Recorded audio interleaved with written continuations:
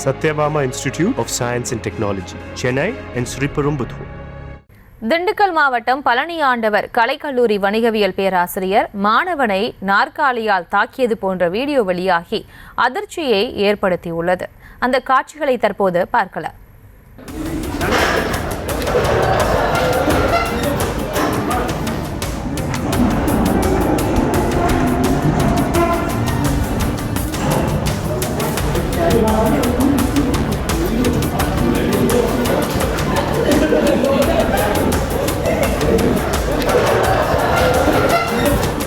இது குறித்த கூடுதல் விவரங்களோடு இணைகிறார் செய்தியாளர் பாலாஜி. பாலாஜி வணக்கம்.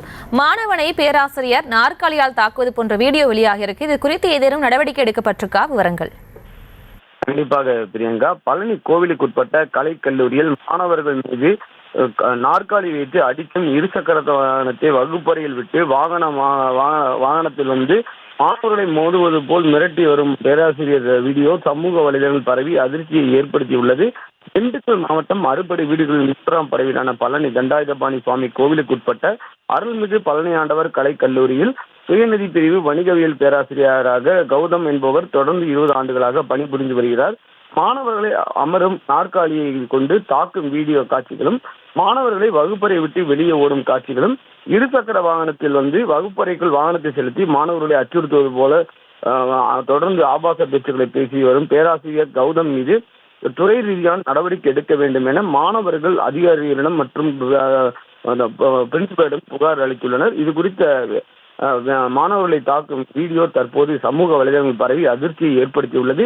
இதற்கு முன்னதாக ஒரு மாணவரை பேராசிரியர் கௌதம் என்பவர் கால்களால் உதைத்ததால் அவர் பெற்றோரிடம் கூறி கல்லூரியில் புகார் அளித்துள்ளார். இது அந்த புகாரின் அடிப்படையில் ஏற்கனவே 3 பேர் கொண்ட குழு அமைக்கப்பட்டு விசாரணையும் மேற்கொண்டு வருவதாக தகவல் தெரிகிறது.